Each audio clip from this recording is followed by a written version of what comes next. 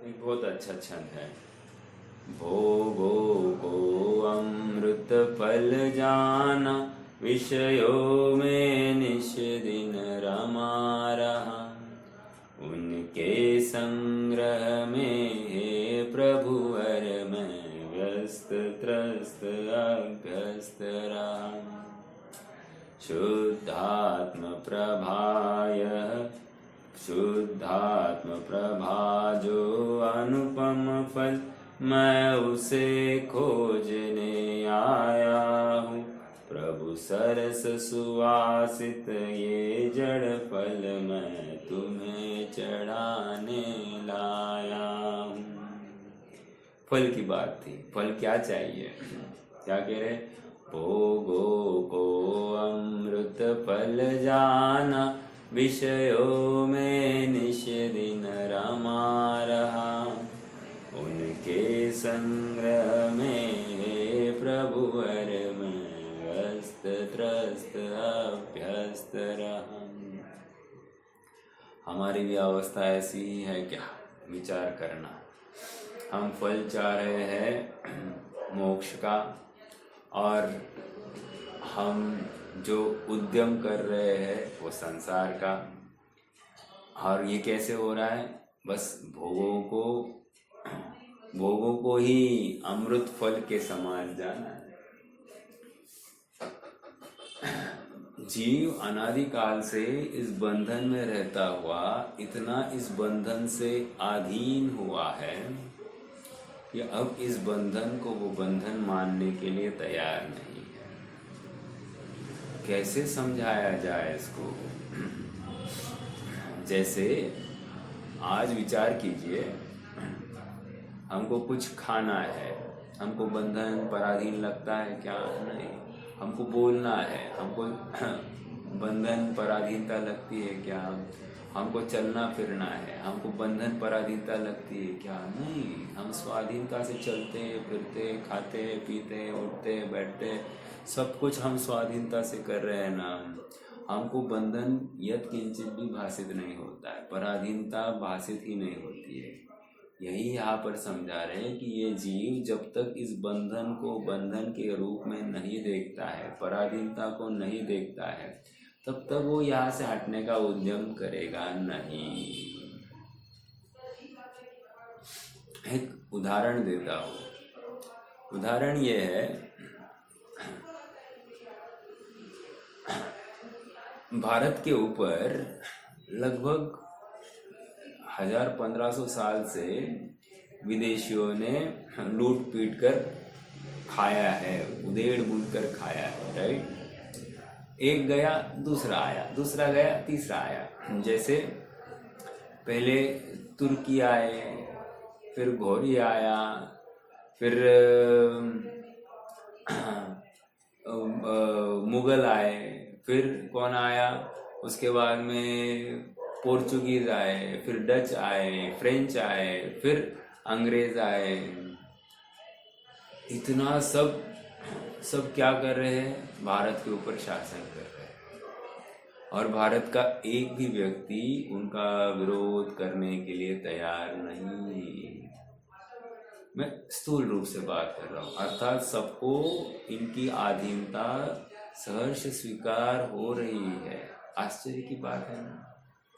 अर्थात इस बंधन को बंधन देख ही नहीं रहा है कोई। जब बंधन को बंधन देख ही नहीं रहा है तो उनका उठाव कैसे किया जाए?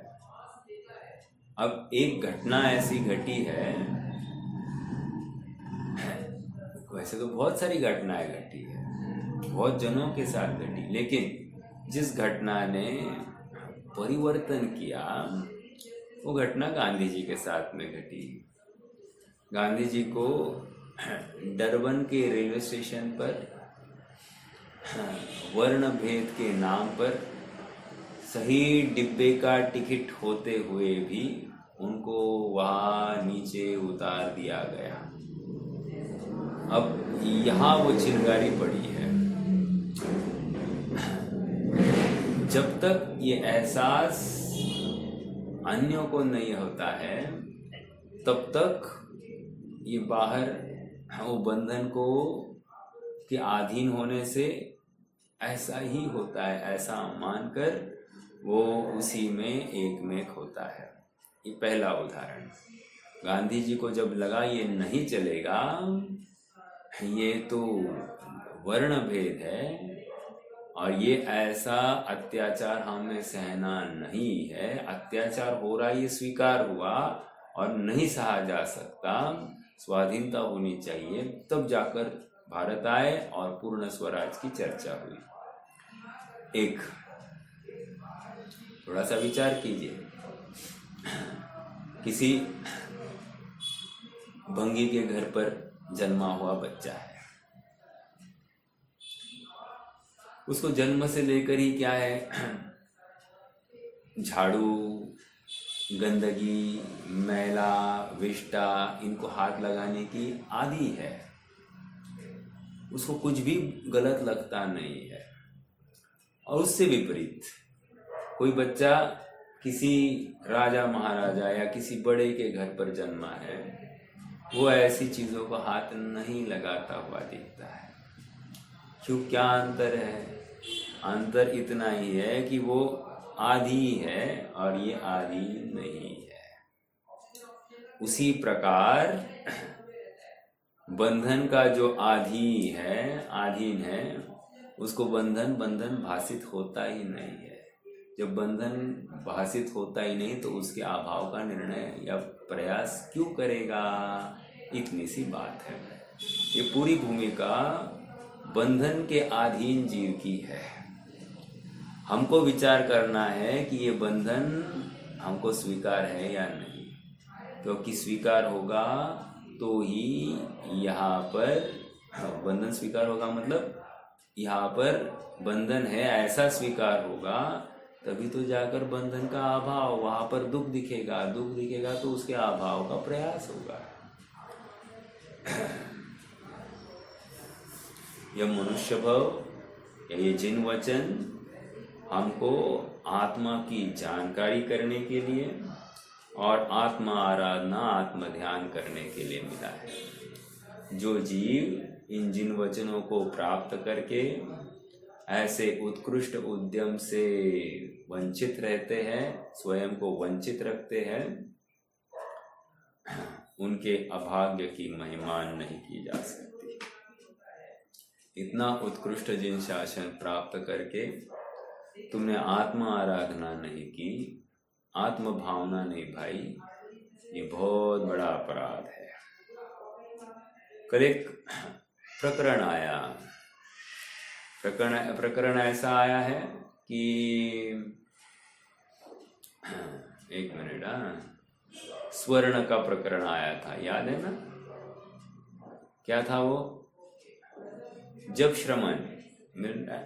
श्रमण निर्विकल्प सामायिक संयम में आरूढ़ता के कारण जिसमें विकल्प का अभ्यास नहीं है, ऐसी दशा से च्युत होता है, तब केवल स्वर्ण मात्र के अर्थी को कुंडल, कंकन, अंगूठी आदि को ग्रहण करना भी श्रेय है। ऐसा नहीं है कि सर्वथा स्वर्ण भी की प्राप्ति ही श्रेय हो। ऐसा विचार कर मूल गुणों में विकल्प अर्थात भेद रूप से अपने को स्थापित करता हुआ श्रमण छेदोपस्थापक होता है। देखो, यहाँ पर ये झूला झूलने की बात है। यहाँ पर क्या कह रहे हैं? चाहिए तो हमको प्योर सोना, नहीं मिले तो ये कंगन, मुकुट, जो कुछ है, हार वार, जो कुछ है, ये मिले तो ये भी लेंगे। अब ये कंगन, मुकुट आदि आदि जो है, ये क्या है? अरे वो छठवा गुण स्थान है। और स्वर्ण क्या है? वो सातवां गुण स्थान, प्योर है ना। अब सातवें को छोड़कर छठवा क्यों लेना? अरे यदि ये सातवें को ही चाहे, बोले नहीं मुझे छठवें में आना ही नहीं है, तो क्या होगा? मेरा प्रश्न है आप सबसे। यदि वो छठवें में आना ही नहीं ऐसा सोचे तो क्या होगा, रह तो नहीं सकता है, तो नियम से वो आएगा पहले में। समझ में आ रहा है क्या? इसलिए आज तुम्हें जो कंगन आदि मिल रहे हैं वो ले लो। ले क्यों लो? क्योंकि फिर से सातवें में जाने के लिए उनको लेकर वहां पर संतुष्ट रहना बिल्कुल नहीं है। समझ में आ रहा है क्या? ये बात विचारणीय है। चलिए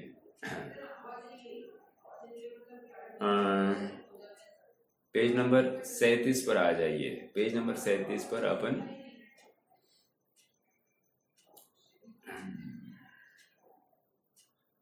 लास्ट स्वामी जी के भाव को पढ़ेंगे।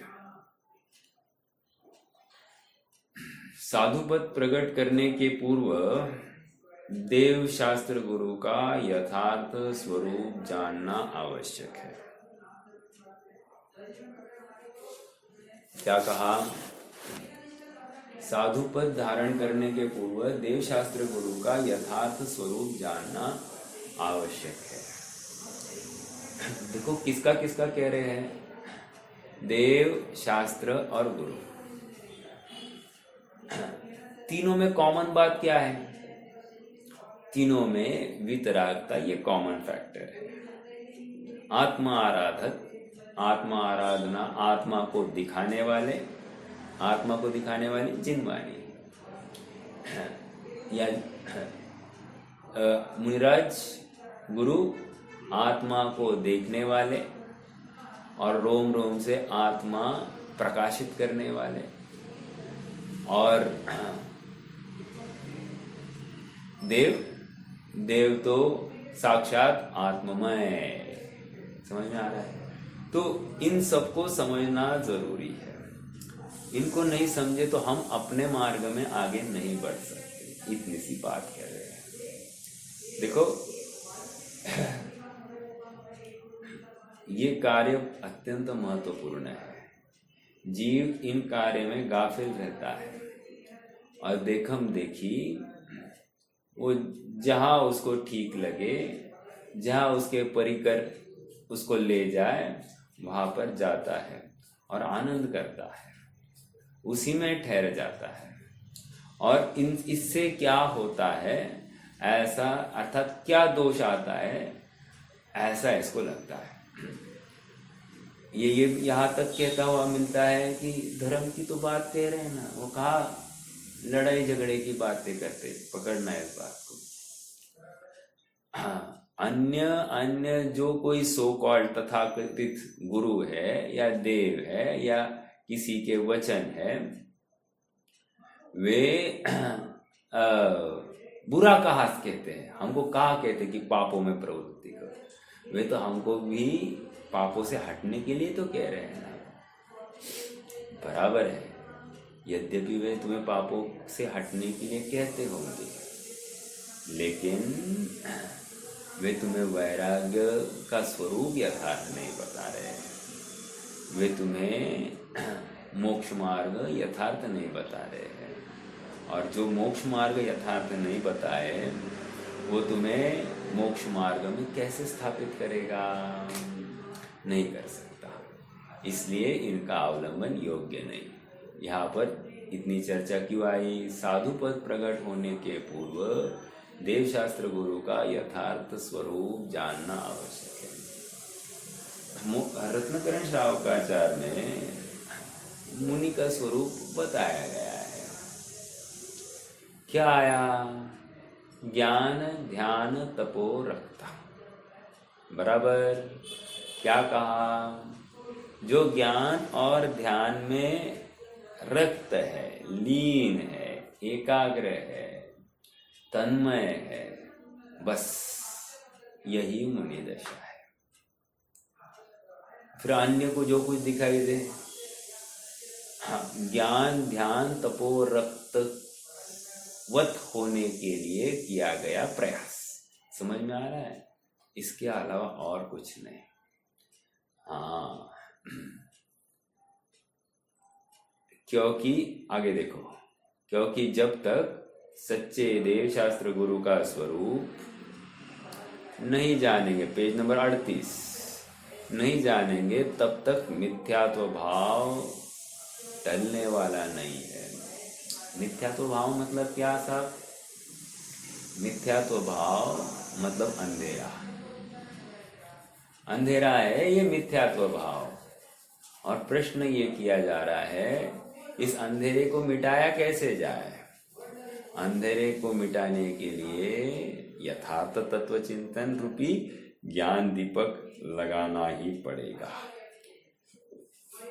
जब तक तुम जैसी वस्तु है वैसा ही उसका परिणाम नहीं जानते हो, समझते हो, जैसे वस्तु का स्वरूप है वैसा अनुभव प्रतीति नहीं करते हो, स्वीकार नहीं करते हो, तब तक तुम मिथ्यात्व में बैठे हो।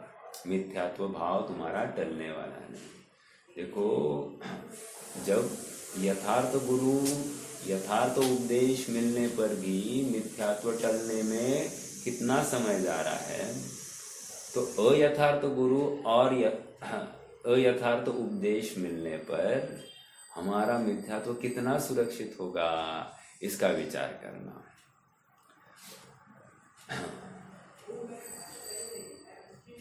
और मिथ्यात्व के अभाव बिना सच्चा साधुपना संभव नहीं। बाह्य में परिग्रह और अंतर में 3 कषाय चौकड़ी का अभाव किए बिना मुनि दशा नहीं होती।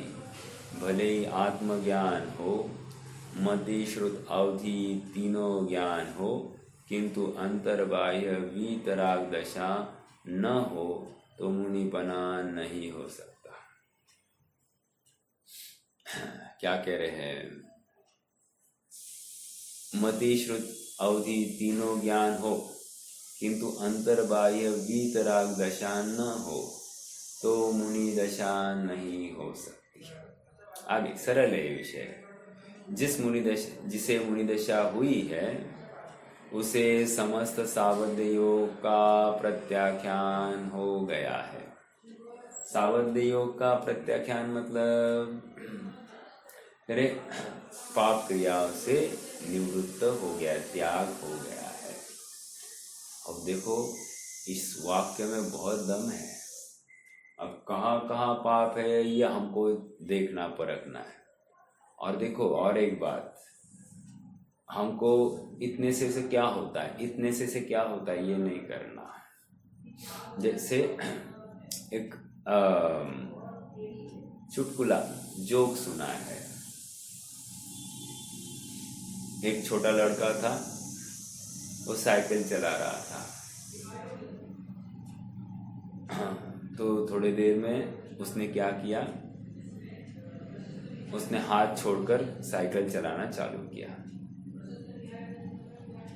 सॉरी पैर छोड़कर, और पैर छिपाए पीछे की तरफ। उसने कहा, हे रमेश मेरे पैर नहीं है।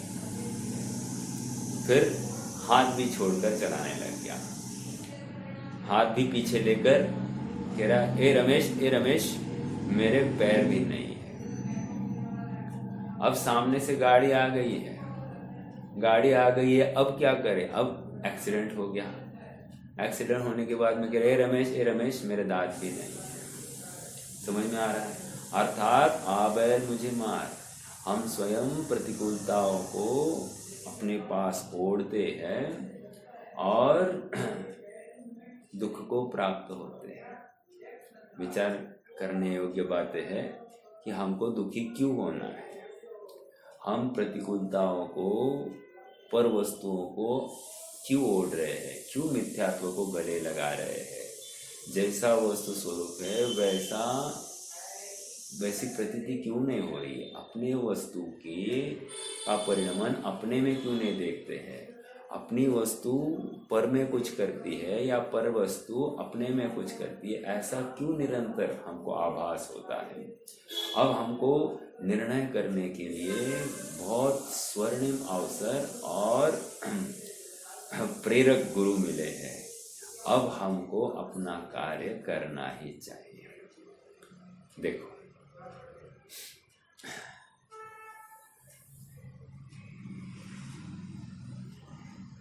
जिसे मुनि दशा हुई है उसे समस्त सावधेय योग का प्रत्याख्यान हो गया है।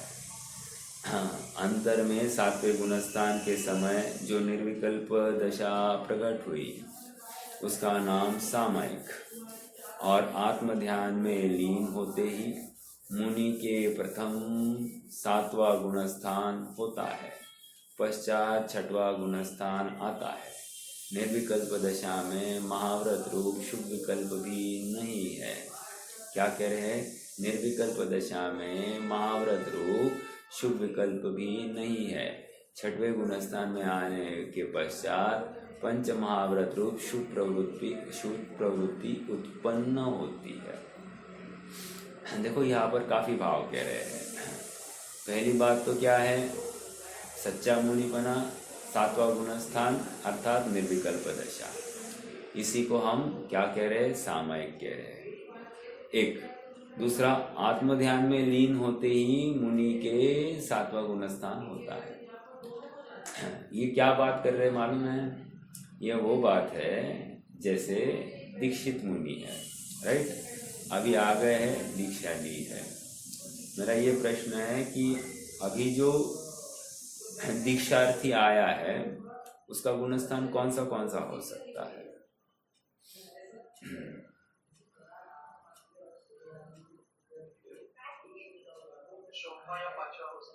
चौथा या पांचवा। आपने बेस्ट केस सिनेरियो बताया। हो सकता है कि मिथ्या दृष्टि भी हो सकता है, कोई प्रॉब्लम नहीं है, लेकिन हमने भावलिंगत्व प्रकट हुआ है इस अपेक्षा से चर्चा की है। ऐसा हो सकता है कि जो अभी मिथ्यात्व में है उसको भी मोक्ष मार्ग का निर्णय तो अच्छे से हो गया, ऐसा हो सकता है, कोई प्रॉब्लम नहीं है। या उसको संसार शरीर भोग इतने अपील, इतने सुखरूप भाषित नहीं होते, ये भी हो सकता है, विरोध नहीं है। हाँ, चौथा या पांचवा, राइट? फॉर एनी रीजन अपन मान लेते हैं कि चौथा। भरत चक्रवर्ती गए हैं भगवान के सामने और दीक्षित हो गए, राइट? प्रश्न ये है, अभी ये चौथे गुणस्थान में है, इनका अब मान लो नग्नता प्रकट हो गई है। कौन सा गुणस्थान? नग्न हुए हैं, अभी भी केशलोच नहीं हुआ, मात्र नग्न हुए हैं। क्या है? चौथा गुणस्थान है। परिग्रह सब हट गया है, बाल बच्चे, स्त्री पुत्र आदि 6 खंड सब छोड़ दिया है, तो भी चौथा गुणस्थान। ओके, आगे बढ़िए। अब केशलोच हो गया, अब कौन सा गुणस्थान? कह रहे अभी भी चौथा गुणस्थान। अब इसके आगे काम चालू होगा, दीक्षा विधि के माध्यम से दीक्षित होंगे, और फिर क्या होगा? फिर वो एकांत में सामायिक के लिए चले जाएंगे। जब सामायिक होगी तो अभी तो एक कषाय चौकड़ी का अभाव था, दर्शन मोह का अभाव, और एक कषाय चौकड़ी का अभाव, अनंत अनुबंधी। अब जैसे ही जाएंगे, जो शुद्धोपयोग करेंगे, उसमें और क्या होगा? उसमें 2 बातें होगी। एक तो अप्रत्याख्यानावरण कषाय चौकड़ी और प्रत्याख्यानावरण कषाय चौकड़ी, इनका भी अभाव हो जाएगा। समझ में आ रहा है? हाँ। और ये कैसे होगा? मान लो 2 द्विकरण करेंगे। हाँ, जरूरी नहीं है ऐसा, एक करण में भी काम, मतलब एक द्विकरण में ही काम हो सकता है। जीव ऐसा पुरुषार्थ करे कि एक द्विकरण, मतलब पहला करण और दूसरा करण। कौन सा है पहला करण और दूसरा करण? क्या है? हाँ,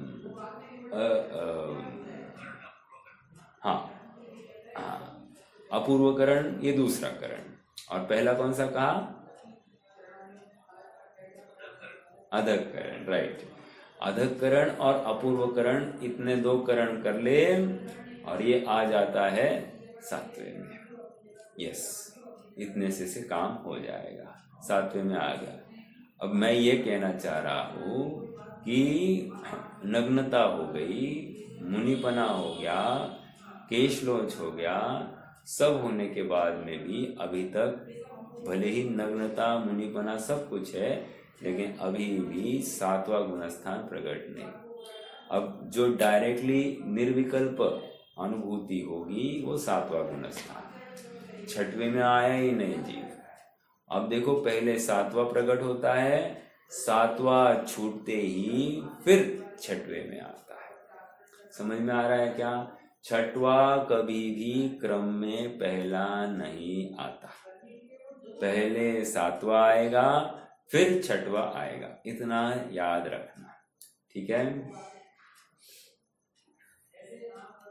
मेरा एक प्रश्न है आप सबसे, भरत चक्रवर्ती की ही घटना लेते हैं। भरत चक्रवर्ती को मोक्ष कितने काल में हो गया? दीक्षा लेने के बाद में अंतर्मुहूर्त में हो गया, राइट। मेरा प्रश्न इतना ही है कि भरत चक्रवर्ती छठवें सातवें में कितने बार आए होंगे? आए होंगे या नहीं आए होंगे, या डायरेक्टली सातवें में गए फिर श्रेणी आरोहण की फिर आगे चले गए, ऐसा कुछ हुआ होगा?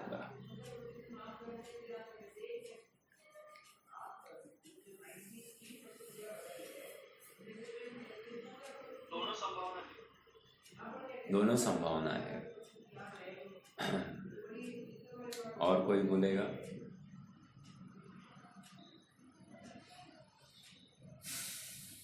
देखो ऐसा नियम है भैया, नियम ये है, जो सातवें में जाता है वो नियम से छठवें में आता ही आता है। और एक नियम है, जो पहली बार सातवें में गया है वो सातवें के पूर्व भाग में गया है, उत्तर भाग में नहीं गया, अर्थात अधःकरण में नहीं गया है। वो सातवें के पूर्व भाग में गया है। तो जो सातवें गुणस्थान में जाता है वो सातवें के पूर्व भाग में जाएगा, और पूर्व भाग ये पतन का भाग है, ये गिरता ही गिरता है।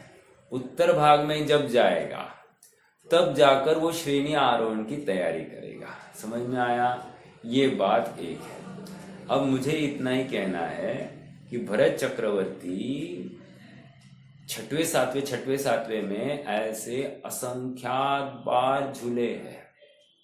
हमको लगता है कि ये डायरेक्ट गया और ये डायरेक्ट काम हो गया, नहीं, असंख्यात बार छठवें सातवें में हुए हैं। मतलब हाँ देखो, एक शुद्धोपयोग करने के लिए अंतर्मुहूर्त, शुभोपयोग करने के लिए फिर से अंतर्मुहूर्त, ऐसा असंख्यात बार खेले हैं, और फिर जाकर सातवें का उत्तरार्ध पकड़ा।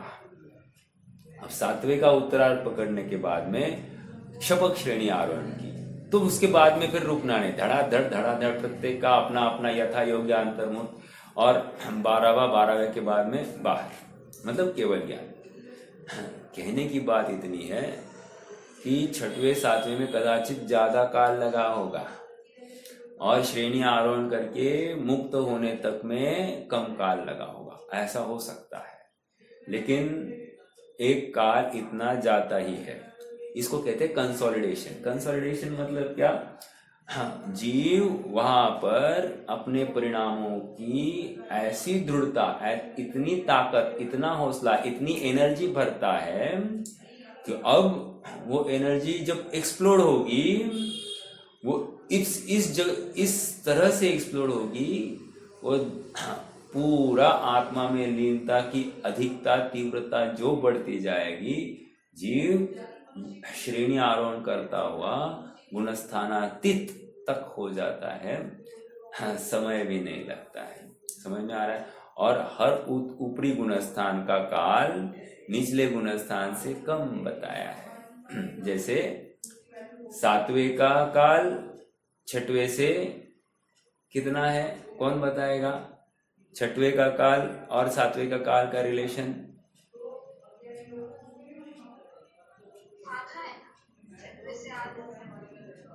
हाँ, देखो ऐसा आया है कि एक अंतर्मूर्त अगर सातवें में रहे तो दो अंतर्मूर्त छठवें में रहते हैं। इस न्याय से आप अगर मुनिराज के डेली 24 घंटे का हिसाब लगाएंगे तो मुनिराज को 8 घंटा होता है शुद्धोपयोग और 16 घंटा होता है शुभोपयोग। समझ में आ रहा है क्या? ये नियम है छठवें सातवें का। अब अपने पंचम काल में तो सातवें के पूर्वार्ध में ही जाता है, दूसरे अर्ध में जाने की बात ही नहीं, श्रेणी आरोहण करने की बात ही नहीं है। ऐसा जीव पुरुषार्थ करता ही नहीं है, ठीक है? शक्ति नहीं है, योग्यता नहीं है, ये बात नहीं कह रहे हैं। जीव इस जाति का पुरुषार्थ करता ही नहीं है, इसलिए जाता है। मैंने उपादान की तरफ से कथन किया। अगर आप होनहार, काल लब्धि, वहां से आप कथन करो तो फिर वह अलग बात है। निमित्त वहां से कथन करो तो अलग बात है। संगणनहीन है, पंचम काल है, ये निमित्त वहां पर खड़े हैं, मैं मानता हूं। लेकिन सच्ची बात क्या है? उपादान परक, कि जीव यथा योग्य पुरुषार्थ करता नहीं है। तो ये तो मैंने छठवां सातवें की रिलेशन बताई। अब सातवें आठवें में कह रहे उससे कम काल, सातवें से कम काल आठवें में, आठवें से कम काल नौवें में, नौवें से 10वें में, 10वें से 12वें में, और 12वें से फिर डायरेक्ट 13वें में। अभी 13वें में क्या है? डिपेंड्स कि जीव कितना रहने वाला है, क्या रहने वाला है, आयु प्रमाण सब बातें चलती है, तो वो दूसरा प्रकरण है। लेकिन घटता हुआ काल है। आइए देखो क्या कह रहे हैं। आत्मध्यान में लीन होने से होते ही मुनि के प्रथम सातवां गुणस्थान होता है, पश्चात छठवां गुणस्थान आता है। देखो यहाँ पर और एक शब्द का प्रयोग किया है, छठवां गुणस्थान आता है। छठवें गुणस्थान में आते नहीं है, मतलब क्या समझ में आ रहा है क्या? वे सातवें में ही रहना चाहते हैं लेकिन आना पड़ रहा है। समझ में आ रहा है क्या? मान लो कोई बच्चा गेम खेल रहा है, तो माँ ने कोई काम किया, काम करने के लिए कहा, वो आना नहीं चाहता लेकिन वो आना पड़ता है। समझ में आ रहा है क्या? तो आता है, ये मुझे अर्थ करना है। निर्विकल्प दशा में महाव्रत रूप शुभ विकल्प भी नहीं है, न होती है। यह भी एक कैच है। प्रश्न ये खड़ा होता है कि पंच महाव्रत पालना या पंच महाव्रत पलते, दो बातें समझ में आ रहा है क्या? पालने में कर्तृत्व दिखाई देता है। काय का कर्तृत्व? अरे वेरी नेचुरल, हमको शरीर का अवलंबन लेना पड़ेगा, शरीर का कर्ता बनना पड़ेगा, और उसके माध्यम से आंखों से देखकर चलना, हितमित प्रिय वचन बोलना, जबकि मैं बोल नहीं सकता हूं, मैं देख नहीं सकता, मैं चल नहीं सकता। समझ में आ रहा है क्या? तो सब बातें शरीर आश्रित है। और ऐसा होते हुए भी तर्क ये दिया जा रहा है कि छठवें गुणस्थान में उत्पन्न होने पर यथा योग्य शुभ प्रवृत्ति उत्पन्न होती है। उत्पन्न होती है मतलब क्या? जीव भले ही बुद्धिपूर्वक कर रहा है, लेकिन बुद्धिपूर्वक करते हुए भी उसका अनुराग उसके अभिप्राय में शुद्ध आत्मा है। समझ में आ रहा है क्या?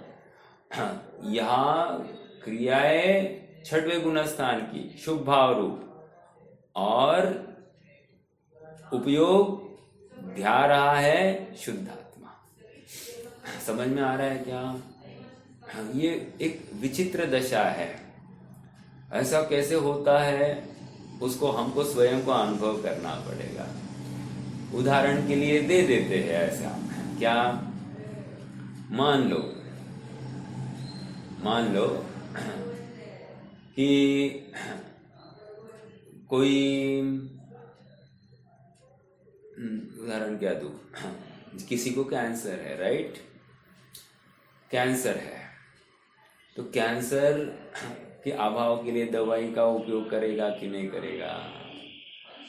प्रयास क्या चल रहा है? प्रयास इतना ही है। दवाई लेना चाहता है क्या? नहीं। फिर क्यों ले रहा है दवाई? कैंसर इस शरीर के निरोगता का परिचायक नहीं, राइट?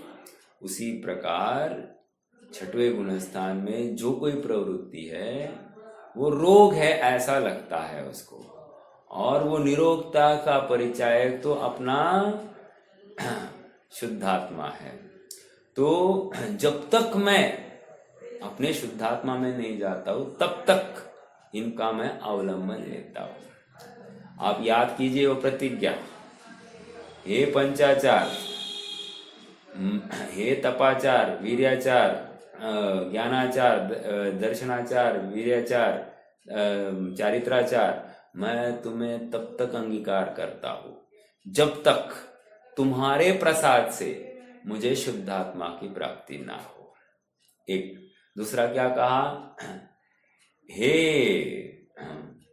परिश 22 परिश, मैं तुम्हें तब तक अंगीकार करता हूं जब तक तुम्हारे प्रसाद से मुझे शुद्धोपयोग की प्राप्ति नहीं हो। समझ में आ रहा है क्या? कहने की बात उनका अवलंबन है, ये कह रहे हैं ये स्याद्वाद की शैली है। अवलंबन है हे बुद्धि से। करना कि नहीं करना? करना पड़ता है। ऐसा भी कई वचन मिलेंगे, और ऐसा भी मिलेगा कि करना नहीं पड़ता, हो जाता है। ये दो वचन है। समझ में आ रहा है क्या? दोनों का अर्थ एकार्थवाची है, लेकिन सामने वाले के विचारधारा के अनुसार है। मान लो कोई कर्ता बुद्धि वाला बैठा है तो फिर उसको कहा जाता है हो जाता है, करना नहीं पड़ता, राइट? और कोई दूसरे मतलब कर्ता बुद्धि वाला नहीं है तो फिर उसको कहना पड़ता है कि करना पड़ता है, शुभ भाव में प्रवृत्ति करो। यदि नहीं करोगे तो स्वयं पाप बंध को प्राप्त हो जाओगे, ऐसा किसी को कहा जाता है। तो कौन कहाँ खड़ा है उसके अनुसार उपदेश दिए जाते हैं।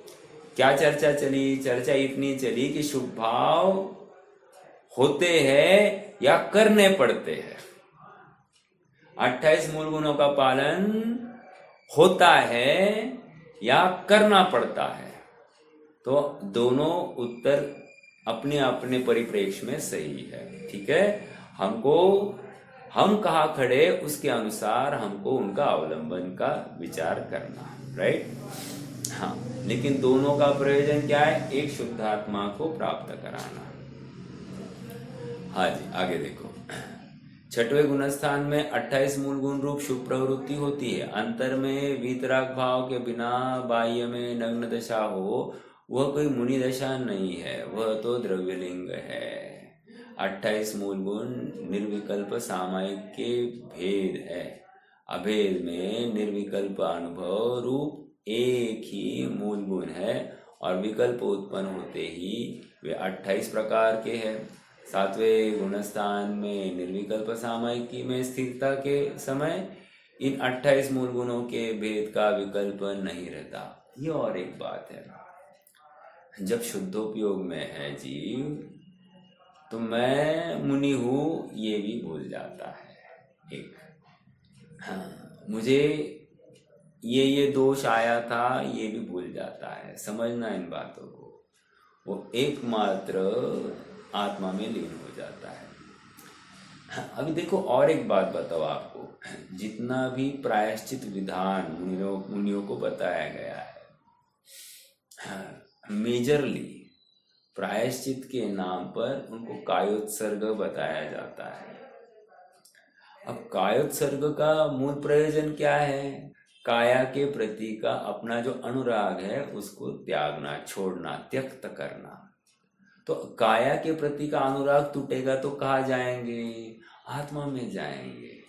तो प्रायश्चित के माध्यम से भी उनको आत्मा में ही स्थित होने के लिए प्रयासरत कराया जाता है। आप पकड़ रहे क्या मेरी बात को? इतनी बात मैं क्यों कर रहा हूँ? इसलिए कर रहा हूँ कि यहाँ पर कहा क्या कि 28 मूल गुणों का पालन, वो तो अनेक विकल्प है। एक शुद्ध आत्मा ये निर्विकल्प है। इसलिए 7वां गुणस्थान निर्विकल्प सामयिक में स्थिरता के समय 28 मूल गुणों का किंचित मात्र विकल्प भी नहीं है। तो मैं ये कह रहा था कि यहाँ पर मान लो कोई दोष आ गया, कोई शल्य आया, कोई गलत कार्य हो गया होगा, कोई दोष लग गया होगा, तो ये प्रायश्चित के काल में भी प्रायश्चित ले रहे हैं ना। जैसे वहां पर कायोत्सर्ग बताया, छोटा कायोत्सर्ग, बड़ा मध्यम कायोत्सर्ग, बड़ा कायोत्सर्ग सब बताया है। तो जो कुछ बताया है उसमें शुद्धात्मा को ही ध्यान है, और जब शुद्धात्मा को ध्यान रहा है तो मुझे ये दोष लगा था, इसका भी विकल्प नहीं होगा। समझ में आ रहा है क्या? और आश्चर्य की बात, मुझे दोष, इस दोष के लिए ये कायोत्सर्ग मिला है, इसका भी विस्मरण नहीं होता। समझ में आ रहा है क्या? अर्थात दोष का भान रहते हुए भी निर्दोष आत्मा में स्थित होने का ये प्रयास। देखो,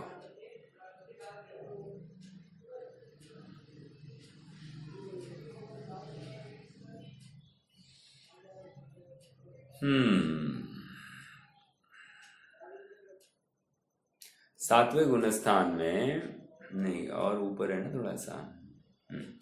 किंतु जब निर्विकल्प दशा में स्थिर नहीं रह जाता तब उस जीव को 28 मूल गुण रूप शुभ विकल्प उत्पन्न होते हैं।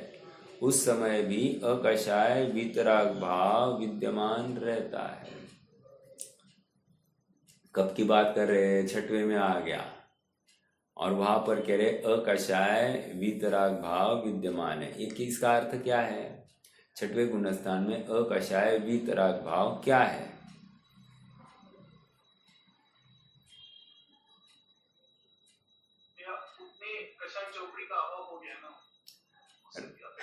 राइट। इसी को टेक्निकल वर्ड्स में कोई शब्द बता सकता है क्या? उत्तर तो सही दिया है, 3 कषाय चौकड़ी का अभाव है। इसी को वितरागता कह रहे हैं, शुद्ध भाव प्रकट है। इसी को एक शब्द है, शब्द।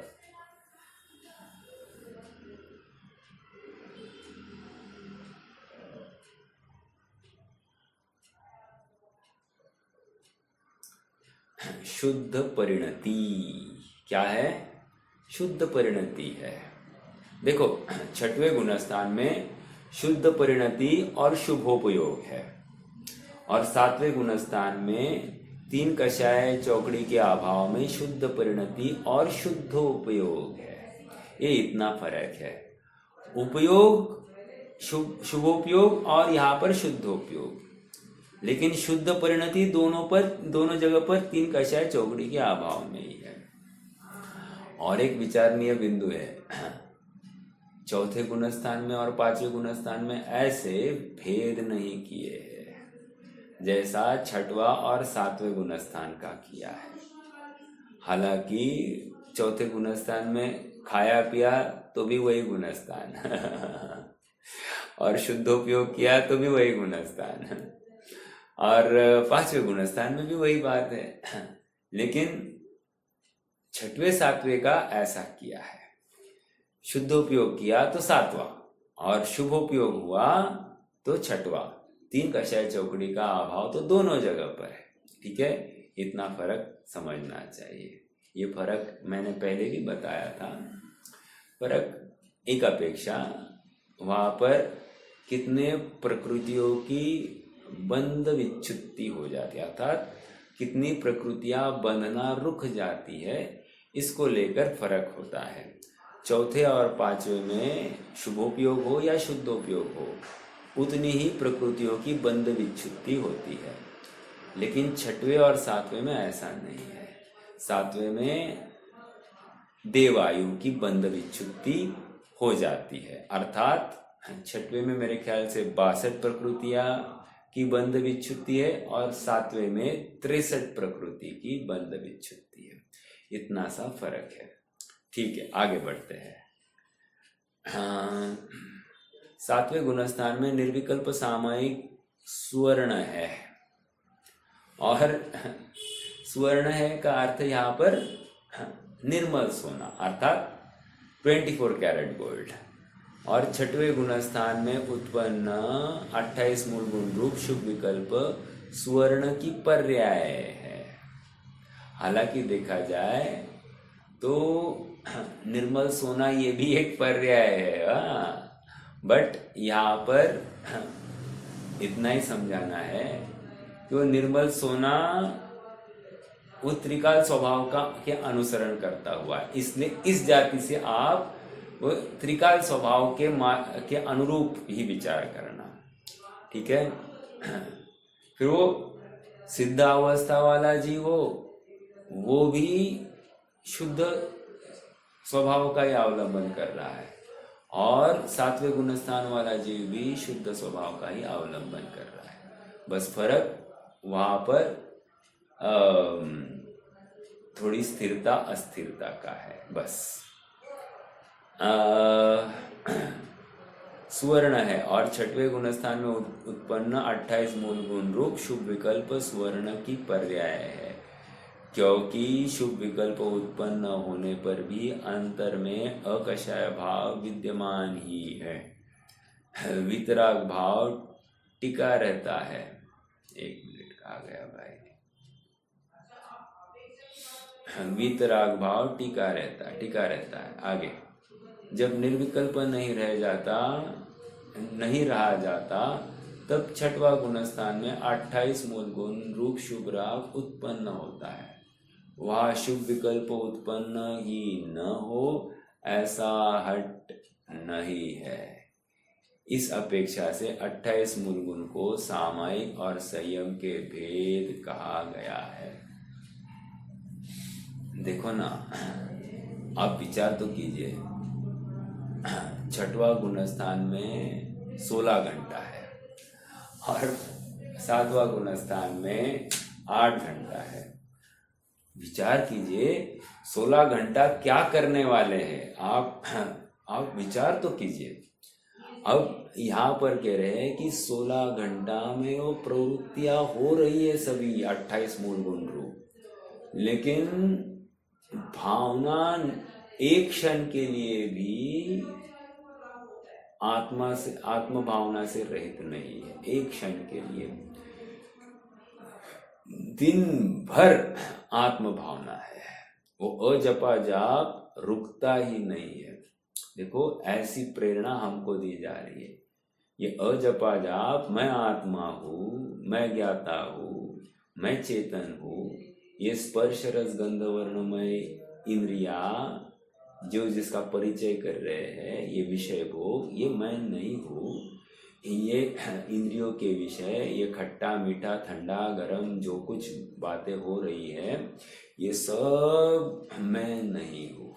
इनसे मैं प्रभावित होता ही नहीं। अग्नि मुझे जला नहीं सकती, वायु मुझे सुखा नहीं सकती, ठंड मुझे सिकोड़ नहीं सकती। समझ में आ रहा है क्या? पानी मुझे भिगो नहीं सकता। ऐसा जिसे निर्णय है, वो अपने को भिन्न देख रहा है, अनुभव कर रहा है। देखो, इस प्रकार कहा गया, वह शुभ विकल्प उत्पन्न ही न हो ऐसा हट नहीं है। इस अपेक्षा से 28 मूल गुण को सामायिक और संयम के भेद कहा है। हट नहीं है, ये महत्वपूर्ण शब्द है। ये गुणस्थान क्यों आया? नहीं आना चाहिए था, ऐसा नहीं, आ गए है सहजता। और प्रयास काय का है? आत्मा में जाने का, फिर से सातवें में जाने का। लॉजिकली क्या लगता है? हट सातवें का है कि नहीं, ऐसा लगता है और ऐसा है भी, लेकिन आकुलता नहीं है। छठवें निचली भूमिका में आ गए तो आकुलता नहीं है। एक बात यह है, मेरा एक प्रश्न है आप सबसे, क्या मुनिराज सातवें से उतरकर पहले में आ सकते हैं क्या? उत्तर क्या है? उत्तर आ सकते हैं, बराबर। अगला प्रश्न ये है, पहले में आने के बाद में अब क्या करेंगे? अब फिर से सातवें में बैठने की तैयारी होगी, प्रयास होगा। कितने देर में आएंगे सब? अरे अंतर्मूर्त के अंदर फिर से आ सकते हैं, कोई प्रॉब्लम नहीं है। बनारसी दास जी का वो छंद याद कीजिए, जैसे लोहार की संडासी क्षयक्षम सम्यक दृष्टि है ना, तो छिन्न माही आगमाही छिन्न माही पानी माही। कहने की बात इतनी है कि सातवें से पहले में भी आ सकते हैं, कोई प्रॉब्लम नहीं, बट स्थापित करना ही है उनको सातवें में। हाँ, अंतर्मूल से ज्यादा काल चला जाए तो फिर थोड़ी तकलीफ, बट कोई प्रॉब्लम नहीं है। ऐसा हो सकता है कि मुनि अवस्था में स्थित जीव डायरेक्टली मिथ्यात्व में भी आ जाए, प्रॉब्लम नहीं है। का अर्थ इतना ही है कि ये होता है, ठीक है, और कदाचित उनको ज्ञात भी नहीं हो कि मैं मिथ्यात्व में आया हूं। वो शुभ विकल्प, शुभ भाव में, प्रवृत्ति में उनको ऐसा ज्ञात भी नहीं हो, लेकिन निरंतर प्रयास शुद्धात्मा का है ना, बस इसलिए गुणस्थान मतलब मुनिपना बचा रहता है, और कुछ काल में गुणस्थान भी यथा योग्य आरोहण हो जाता है। ठीक है, आज के लिए रुक जाएंगे, कल और विशेष कुछ होगा तो चर्चा करेंगे। कितना बचा है? वैसे थोड़ा ही बचा है, देखते हैं, कल कुछ पढ़ना है तो पढ़ लेंगे, नहीं तो फिर अगली गाथा में जाएंगे। कोई विशेष नहीं होगा तो नहीं पढ़ेंगे। तो कोई प्रश्न तो रख सकते हैं, नहीं तो जुर्माना।